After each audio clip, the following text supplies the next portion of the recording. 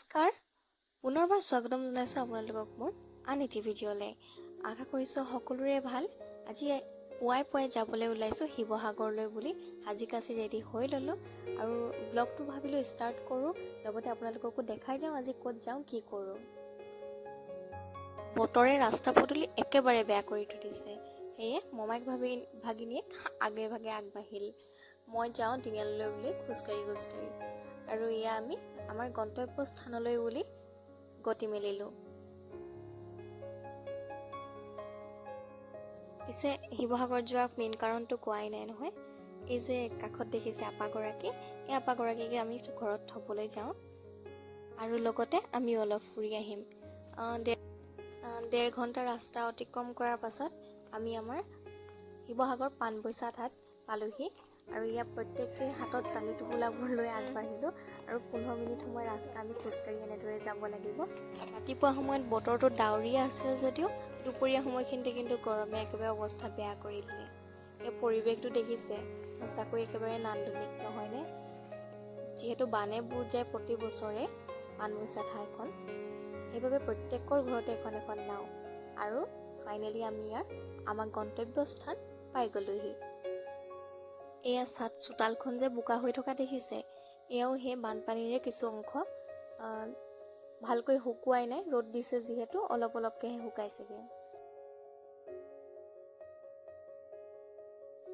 আহি পায়ে পোনেই নিচা দৰে তামোল খোলা খুন্দোনাটো দেখি পালোঁ। যিহেতু আজিকালি এইটো দেখিবলৈ পোৱা নাযায়, দেখি কিবা এটা ভাল লাগি গ'ল।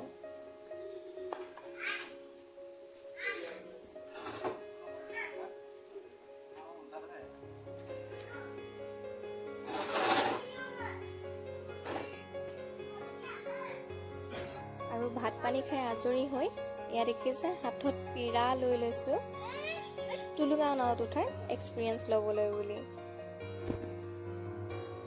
আৰু এইফালে আমাৰ ককাই দেউৱে নাওত উঠোৱা এক্সপিৰিয়েঞ্চ দিবলৈ বাবে তাৰপিছত নাওখন আগবঢ়াই আনিলে। ভিডিঅ'ত উঠিবলৈ তাৰ কিমান যে লাজ, চাব দেই, আগে ভাগে মুখখন থাকিব।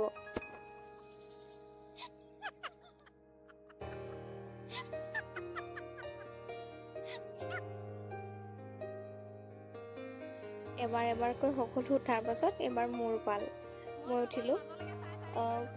প্ৰথম চোৱা সময় ভাল লাগিছিল যদিও অকণমান মাজলৈ পোৱালৈ বিৰাটেই বেছি ভয় লাগিছিল। কিমান ভয় লাগিছিল উঠিলেহে বুজিব, সেইটো বস্তু ব্যাখ্যা কৰিব নোৱাৰিম যেন। দিনটোৰ এইখিনি মধুৰ সময় পাৰ কৰাৰ পাছত এয়া আমি আকৌ যাবলৈ বুলি ওলালোঁ ভাত পানী খাই। যিদৰে আহোঁতে টোপোলা, সেইদৰে এতিয়া যাওঁতেও মোৰ হাতত টোপোলা দেখিছেনে? এয়া আমি বৌহেঁতিও আমাক আগবঢ়াবলৈ বুলি আগবাঢ়ি আহিল। সকলোকে বিদায় দি আমিও আগবাঢ়িলোঁ।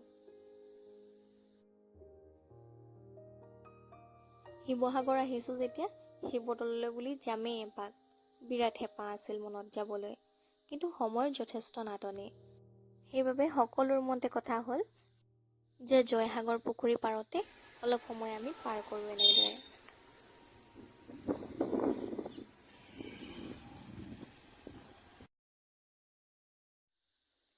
পুখুৰীৰ পাৰতে ৰৈ থকা এই ৰাজহাঁহবোৰ দেখি কিবা মনটোৱে ভাল লাগি গ'ল।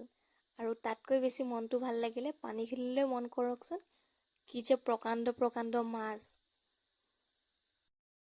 আবেলিৰ এই ফিৰফিৰিয়ে বতাহজাকৰ সৈতে এই দৃশ্যবোৰ যে কি নান্দনিক, সঁচাকৈ ব্যাখ্যা কৰিব নোৱাৰি।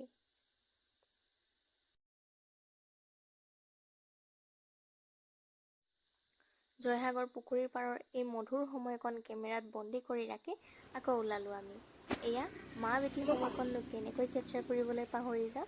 এয়া দুজনী ইজনী সিজনীক আইচক্ৰীম খুৱাই থকা অৱস্থাত।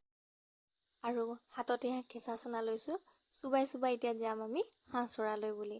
হাঁহচৰা মোৰ মাৰ এনাইৰ ঘৰ, আৰু ইয়াৰ ঘৰৰ পদূলিৰ কুকুৰটোৱে যেন আগবঢ়াবলৈ আমাক ৰৈ আছিল। ঘৰৰ পৰিৱেশটো দেখিয়ে ইমান ভাল লাগি গ'ল যে কি ক'ম। আৰু আজিৰ ব্লগটো মই ইমানতে সামৰণি মাৰিছোঁ। কেনেকুৱা পালে চাই জনাবলৈ নাপাহৰিব। যদি ভাল লাগে প্লিজ লাইক, কমেণ্ট আৰু শ্বেয়াৰ কৰি দিব। তেন্তে আজিলৈ আহোঁ। ভিডিঅ'টো চোৱাৰ বাবে বহুত